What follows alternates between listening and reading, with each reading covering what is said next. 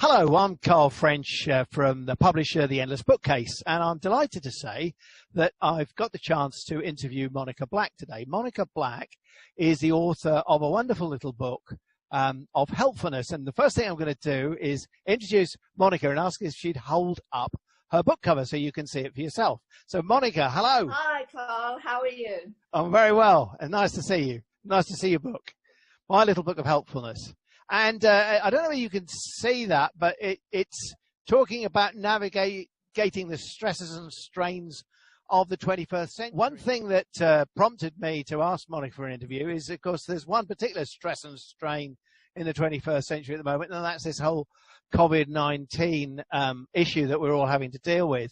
And it seems that Monica's book is particularly topical, although I'm sure it's going to be topical for years to come. So that was the reason for asking for the interview. And what I'd like to do is ask Monica about herself and her book, and so that can be shared with you, a potential reader, or even maybe an existing reader. So Monica, without further ado, I wondered if you could just say a few words to introduce yourself, and then run into why you wrote your book, Monica. Sure. Yes, thanks, Carl. Thank you for inviting me here today. So I'll introduce myself. I'm Monica Black, and I'm a life coach, a transformational life coach. I've been in this business now for about 20 years, and I used to actually be in the city, working in a bank. Credit Suisse, actually. And, well, long story short, came midlife and decided to change, and went into this area of helping people who were stressed. And I started off as a clinical hypnotherapist, and I am still clinical hypnotherapist and NLP. And I also do EMDR, which is bilateral eye movement, life coaching. I'm also a tutor, trainer, and I've written a course on bilateral eye movement. And I teach other therapists on this amazing traumatic therapy for PTSD, anxiety, and depression. Which now is, because of COVID, and actually because of coming now, today, out of down, we're actually going to come into trauma and PTSD. We're going to see so much of it now. It's, people are going to suffer phenomenally. It's going to be really quite sad. The cases of trauma, anxiety, suicide, going in lockdown was really bad, but coming out of it, Carl, is going to be phenomenal. We're going to see an awful lot of cases of anxiety, depression, PTSD. Yeah. Right. Okay. Well, the time will tell, but I wouldn't be at all surprised. I'd be amazed if you weren't right about that. And it's a sad thing, isn't it? But you know, that's the situation we're in. The one of the questions I was going to ask you was about how people should read your book, and of course the obvious answer is, well, you pick it up and start reading. But really, my question is about if somebody is stressed or dealing with a number of the things you've just alluded to, what's the best way for them to get the best from your book? Is it to look up something that seems particularly relevant to their current situation, or is it just best to read through? What would you say? You know, it really depends. I would say yes, definitely your current situation. The first thing to relieve stress or anxiety, believe it or not, is breathing. It really is as simple as that. Stop, and breathe. Most of us will breathe very shallowly. Breathing shallowly causes anxiety. First stage. And then we go on to panic attacks. You know, I like to think of stress as an umbrella. And underneath that umbrella, we've got anxiety, panic attacks, lack of confidence, fears, failures, and so on and so forth. And the first stage to counteract all of that is stop and breathe.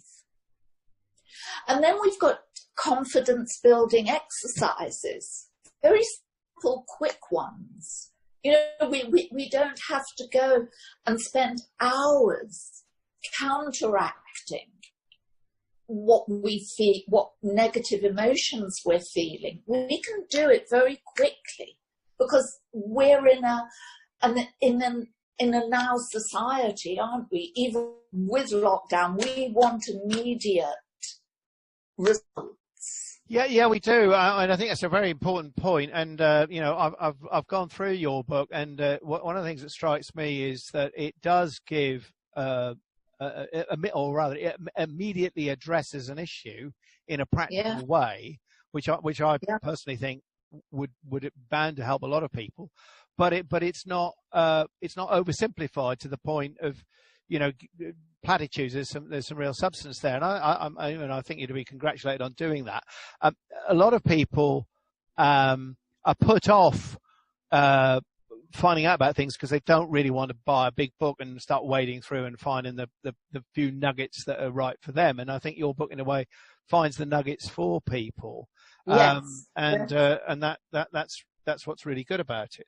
I wonder, because your book's been out a while now, and that we've had lots of people, you know, give very positive reviews and so on. But have you personally had any specific kind of types of comment from people who've enjoyed your book? I mean, I imagine people quite often comment, but is there anything that you see as a common benefit coming through? Yes, I do. One of the main common benefits is it's small. Yeah. And so a man can put it into his pocket, or his jacket or his jeans. And that was the reason I wanted it small. Hence my little book. A lady can put it into her handbag or again into her jeans. So you can carry it around with you wherever you go. So let's say hypothetically or real, you're feeling anxious or you're lacking in confidence. You're going off for an interview, let's say. So you need a confidence boost. Look up. There's an exercise here, a confidence booster. So you're sitting on a train or bus or wherever it is you're going to go off for your interview, and you can read all about getting a confidence boost. By the time you get to your destination, in 5-10 minutes, you've got that confidence boost by sitting there and reading the confidence boost. You can stand at a bus stop and get rid of that anxious feeling by changing your posture. And that's what you want. Quick, easy fix that lasts. And I think that's what's important. These little exercises, I haven't reinvented the wheel, but I've condensed it. So you can get that quick fix. I mean, I would certainly say from familiarity with the book that's absolutely right. And I think you've illustrated very nicely the way, you know, somebody in a particular situation can get that immediate help. They haven't got to wade through stuff. I was going to ask you a bit more about the current COVID situation. I think in some ways you've already addressed some of that, and in particular, you were referring a few minutes ago to breathing. I mean, I learned to do some meditation some years ago and a whole lot of breathing exercise, and I do think, just from personal experience, it's phenomenal how breathing techniques can make a massive difference to how you feel. But do you have any Do you have any particular thoughts on what sort of techniques within your book or maybe elsewhere that are likely to be particularly useful at the current time with what's going on? Yes. I've got at the back of the book a few very short mindfulness exercises, which are very useful. Nice calming relaxation exercises that take just a couple of minutes.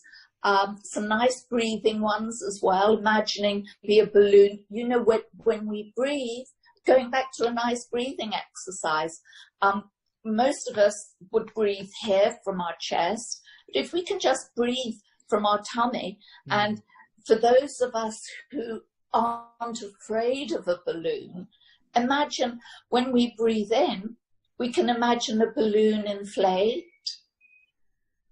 And when we breathe out, imagine a balloon deflate.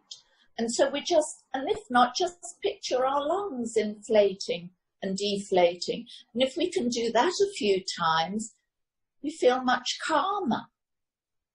Or just, if we can sit in a chair and become aware of all parts of our body, again, just breathing and concentrating on our breath as it comes in and it goes out. Very peaceful, very restful. Yeah, I'm sure that's true. I mean, I think, well, we haven't been talking very long, but I would be surprised if anybody listening to this and watching this far, it hasn't by now got some interest in looking at the book and also in your expertise. So I think perhaps what we ought to do now is, could you, and I can make sure that something goes on the screen for when this goes out, but could you just tell viewers what's the best way to contact you, and then I'll follow on with the best way to get hold of the book. What's the best way to get hold of you, Monica? People can get hold of me via my website, which is info at Monica with a C, Monica Black lifecoach.com.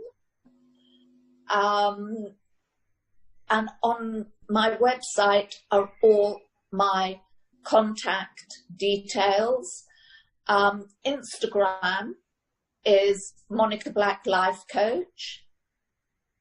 So at Monica Black Life Coach. But if you go to my website, all my details are on there. Okay, so we'll make sure and my book as well is on my website. Yeah, well, I'd hope so. Yeah, yeah. So I'll make sure that's on the recording for people to see. And in terms of buying the book, it's widely available through good bookshops, etc. But the easiest way to get it is to go to our website, theendlessbookcase.com, and search on Monica Black or Little Book or whatever you think of, and you'll find it. And Monica's book is available in multiple formats. So there's an ebook, there's a paper book, there's an audio book. You just can't go wrong. It's also available if you want proprietary Amazon Kindle. So that's how you get hold of Monica's book. I know I'm biased, but I strongly recommend it. And thank you to those who viewed this, and I hope you found it helpful. I'm sure you have. And Monica, thank you too for taking part in this interview. Thank you, Carl.